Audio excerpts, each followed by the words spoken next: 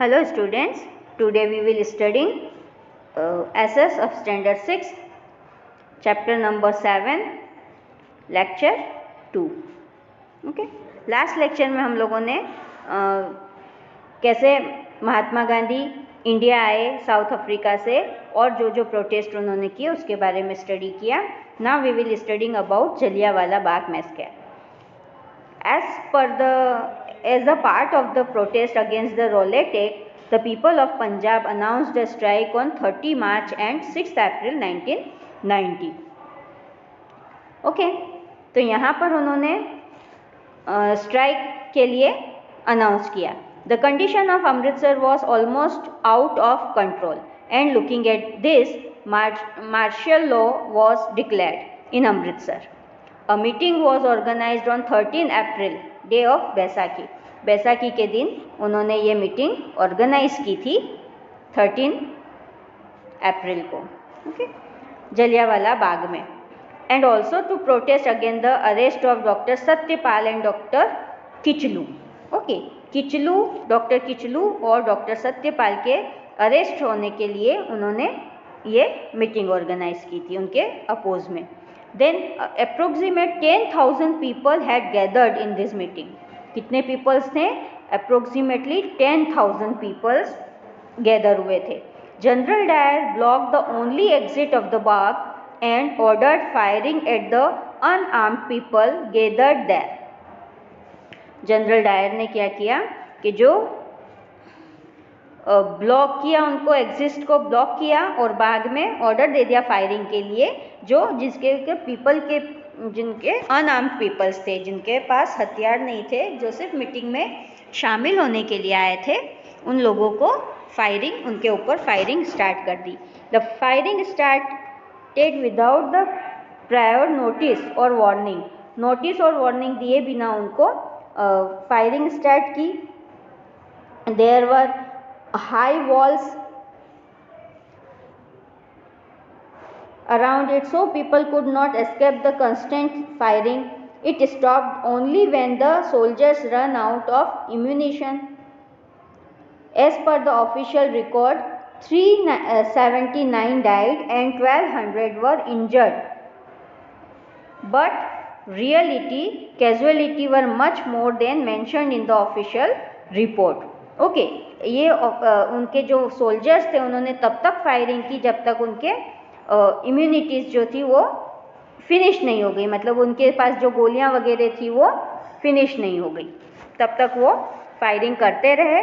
और official record के हिसाब से 379 पीपल्स डाइड हुए और 1200 इंजर्ड हुए, बस रियलिटी में बहुत ज़्यादा कैजुअलिटी हुई थी. Gandhi ji completely lost his faith in the British sense of justice and fairness. Okay, तो उन्होंने गांधी जी को जितना भी कुछ था उनके बारे में फेथ वगैरह वो सारा उन्होंने खो दिया ब्रिटिशर्स ने. अब ये जलियांवाला बाग का एक पिक्चर है जिसमें कितनी हाई वॉल है जिसको कोई भी कूद कर नहीं जा सकता था. ओके, तो इस टाइप से ये उस टाइम का Jallianwala Bagh. People are pointed at the places where the bullets were fired and the mark left behind. Okay, तो यहाँ पर ये जो फायर्स के बुलेट्स के साइन दिख रहे हैं अभी भी, आज भी, है ना, वो दिखाए गए हैं. Then things to know. Knighthood, the award given by the king of queen of England to a person for an outstanding success और पब्लिक वर्क और talent. Rabindranath Tagore renounced the kinghood as a protest against the Jallianwala Bagh massacre. Okay, तो ये आपको जानने वाली बात है. ये रविंद्रनाथ जी टैगोर है. Effort were made to unite Hindus and Muslims during the Rowlatt Satyagraha. Gandhi ji wanted that the Hindus and Muslims should stand united to attend justice. Okay, Gandhi ji चाहते थे कि जो हिंदू और मुस्लिम्स हैं वो दोनों साथ में खड़े होकर यूनिटी के साथ अपनी फ्रीडम के लिए फाइट करें. उसके बाद आया खिलाफत movement. After attending victory in the world war first, the allied nation signed a treaty with Turkey which was defeated. The term and conditions of This treaty were strict and unjust to Turkey. The Sultan of Turkey was the religious head of Islam too. Okay तो वहाँ पे ये जब victory हुई world war first में, okay, और Turkey के साथ एक उनकी ट्रीटी हुई, और जो सुल्तान थे टर्की के वो इस्लाम के भी हेड थे. As per the treaty this Khilafat post of खलीफा, है ना, खलीफा की एक पोस्ट होती है इस्लाम में, उनको खिलाफत बोला है. तो उसके लिए जो उनमें टर्मिनेट कर दिया उनको, है ना, वहाँ से हटा दिया. Muslims all over the world including India launched protest in favour of the Khalifa. Okay, तो जो टर्की के जो सुल्तान थे वो खलीफा थे, और उनको जब टर्मिनेट कर दिया तो जो पूरे वर्ल्ड के मुस्लिम्स थे वो उनके अगेंस्ट हो गए. उसमें इंडिया के मुस्लिम्स भी आ गए और उन्होंने मूवमेंट स्टार्ट किया इंडिया में, जिसको खिलाफत मूवमेंट कहा गया, है ना. तो ये खिलाफत मूवमेंट का नाम दिया गया. द मेन लीडर्स ऑफ खिलाफत movement were the all brothers Maulana Shaukat Ali and Maulana Mohammad Ali. उसके जो 2 लीडर्स थे वो थे मौलाना Shaukat Ali and Maulana Mohammad Ali. Gandhi ji decided to supported the Khilafat movement and it turned joined the Muslim in protest against the Jallianwala Bagh massacre. This attention was the demand Swaraj with a combined power of the Hindu and Muslim community. Okay, तो गांधी जी ने क्या कहा कि उन्होंने इसका खिलाफत movement का support किया ताकि वो मुस्लिम्स भी जलियांवाला मैसेकर का वो करे, और दोनों हिंदू एंड मुस्लिम साथ में कंबाइन होकर दोनों का पावर साथ में लगाए उसका अपोज करने के लिए जलियांवाला बाग का. ओके, देन 1920 में नॉन कोऑपरेशन मूवमेंट स्टार्ट हुआ.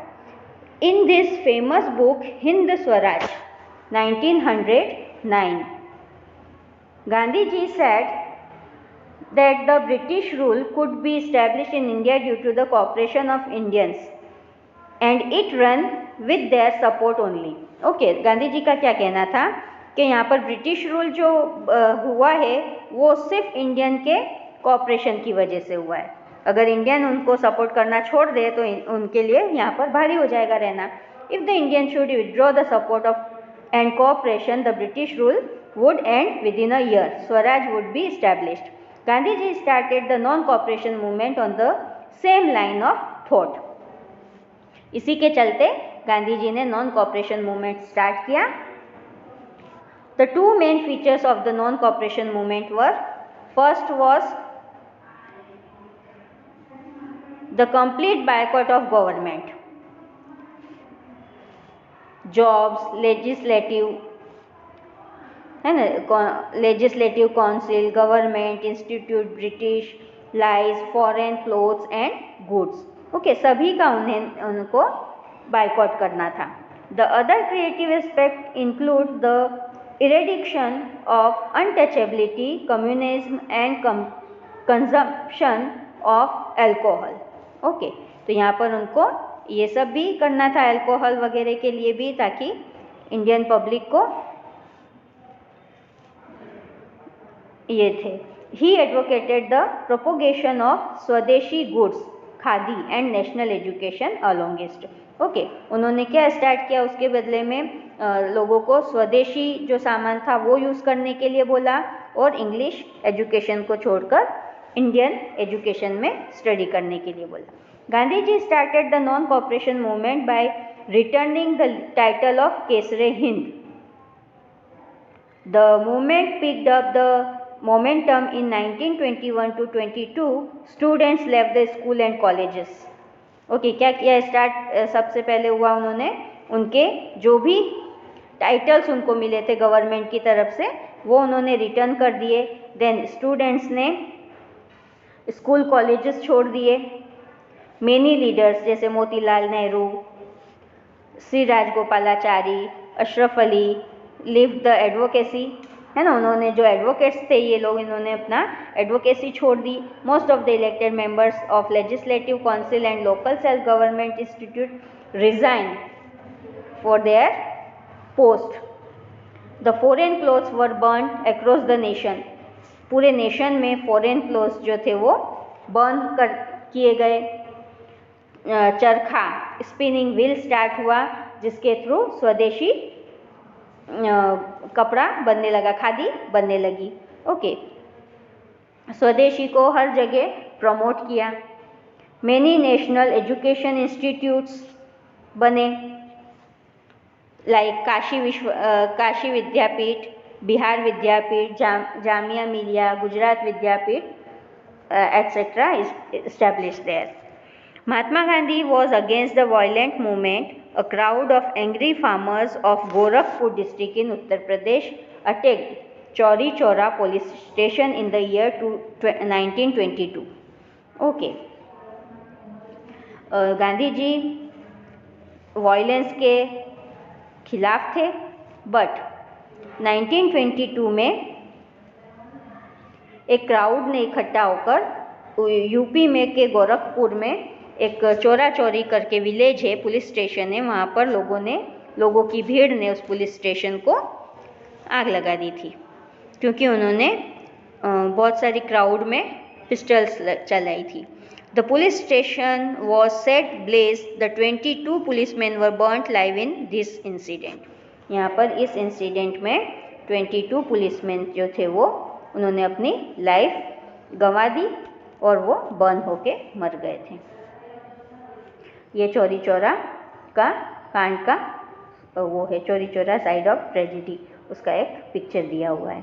Okay, due to this act of violence Gandhi ji withdraw the non cooperation movement immediately. Okay, इस कारण से उन्होंने अपना ये जो नॉन कॉपरेशन मूवमेंट था वो वापस ले लिया। After calling of the non-cooperation movement, Gandhiji focused on constructive activities in the remote rural areas. The social reforms propagated in the middle of the 20th century helped Gandhiji to earn more trust and faith of people.